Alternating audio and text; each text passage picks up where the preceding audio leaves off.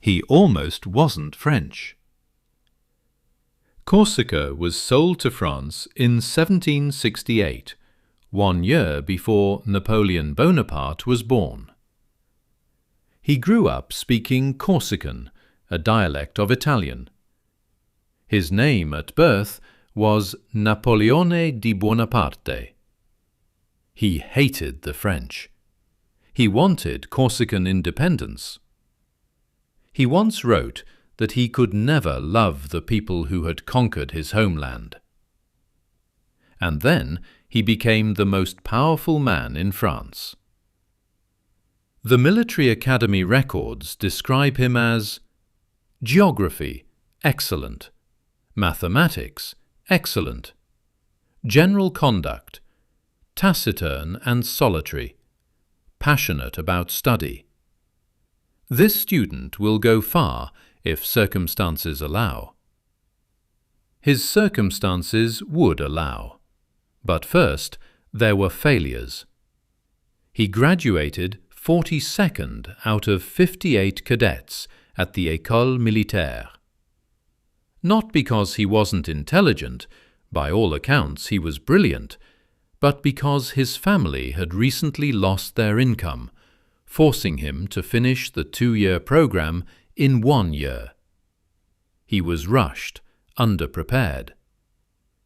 He was assigned to artillery, the least glamorous branch of the military. He was mocked for his accent. He was small by legend, though historians place him at approximately 5 feet 6 inches, average for his era. He responded to mockery by studying harder and staying silent. He was 24 years old and still a minor officer when the French Revolution collapsed into chaos. He had been strategizing for this his entire life without knowing it. He understood artillery. He understood mass. He understood soldiers who believed they were fighting for something. The siege of Toulon in 1793 made him a general. 2 years later, he put down a royalist uprising in Paris. The government was grateful. By 30, he was consul of France. By 35, emperor. The Grande Armée marched across Europe and won battles that military schools still study. Austerlitz, Jena, Wagram. Victories achieved through speed, deception, and a refusal to fight the battle the enemy expected. Then Russia. In 1812, Napoleon invaded Russia with 685,000 soldiers. He retreated with fewer than 100,000. The Russian winter, the scorched earth policy, the endless frozen distances, they broke something that had seemed unbreakable. He was exiled to Elba. He escaped. He raised a new army. He fought the 100 Days campaign. He lost at Waterloo. He was exiled again, this time to St. Helena, a volcanic rock in the South Atlantic, 1,200 miles from the nearest continent.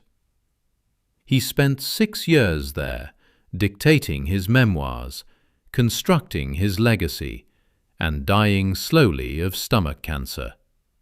He died at 51. What remains? The Napoleonic Code, which reformed the legal systems of France and most of continental Europe, and is still the basis of law in Louisiana today.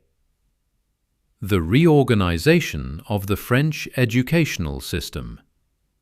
The standardization of the metric system across Europe. Hundreds of institutions in France he created that still operate.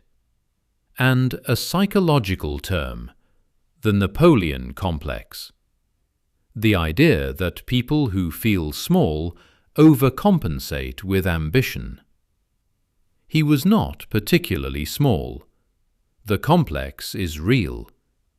And it was built on a man who, more than anyone in modern history, understood that the gap between failure and power is mostly a matter of will. Impossible is a word found only in the dictionary of fools. He never fully lost his Corsican accent. He remade the world anyway.